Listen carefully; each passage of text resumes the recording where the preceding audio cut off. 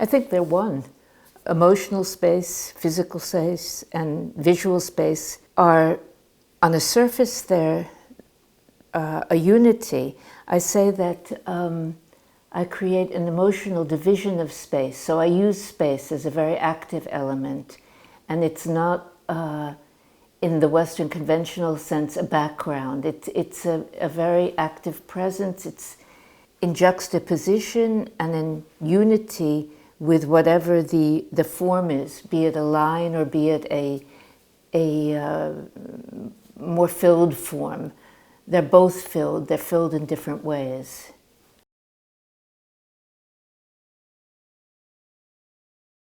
Material is the first thing. Without material, you can't create anything, essentially. So you choose that, and you can choose a material that's fine or with a irregular texture. You can decide to go with paper, with linen. I often also work with steel.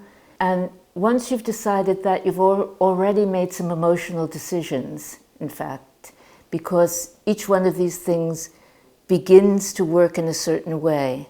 Once having done that, there's somehow within me a feeling of what I want to create. It may not be specific. And then you add to that color and form, which come pretty simultaneously, because one really exists in juxtaposition, in harmony, or in tension with the other. It, together with the surface, which is the material, creates the composition or the idea that you want to present or want to create or want to make available to a viewer who might be interested.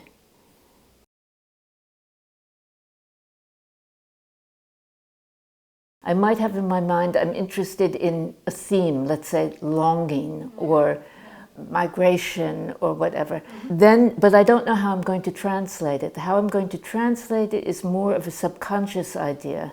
And then I start to work, and I work with, let's say in this case, a brush. And what comes out of the brush has already been influenced or translated by what my thought was.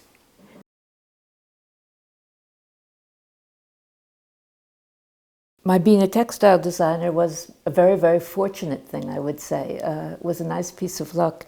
I did it mainly because of family economic reasons, but in fact what it has, it's been an extremely good basis. I worked with different colors, different shades of colors mainly, and different textures, so different materials.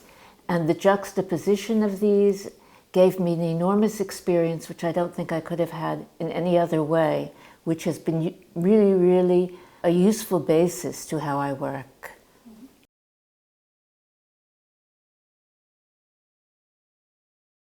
I think I've steadily gone from the concept of relationship as more interpersonal to more relationship as where one is in the world, or where one is in nature, the world, also in relationship to others, but in a much more open and much more, not generalized, but deeper sense.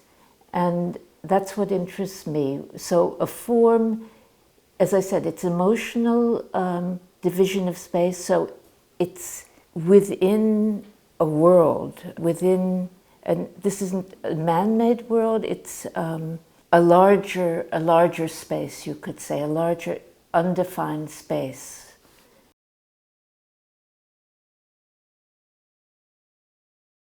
I think this has also been born by my interest in existentialism, which I've had since I was a child. I was never brought up in any formal religion, and I come from an artistic family, so art was the given religion, and existentialism was one of the means of discussing where one was in the world, and I think I've stayed within that. In addition, I experienced something of the Quakerism, in that as a child I went to a Quaker camp, and we simply sat by the edge of a lake for half an hour every morning and just thought, or whatever we wanted, but quietly.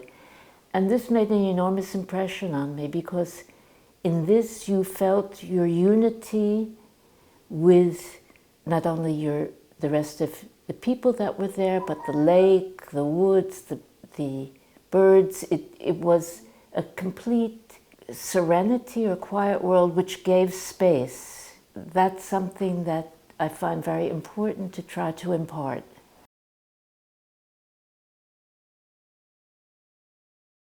I think one chooses the places one travels because one has sort of an instinctive idea they will be sympathetic or in harmony with oneself.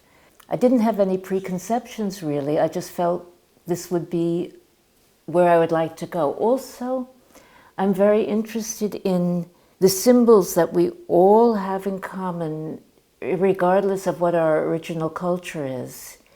And so I traveled in India, I traveled in tribal areas and looked for very simple shapes, forms that I felt related deeply to what I could make. I could bring over in some way, not borrowing from them, but perhaps learning from them.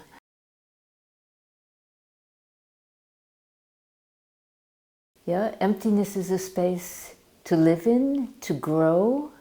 It's a freedom. It's a presence.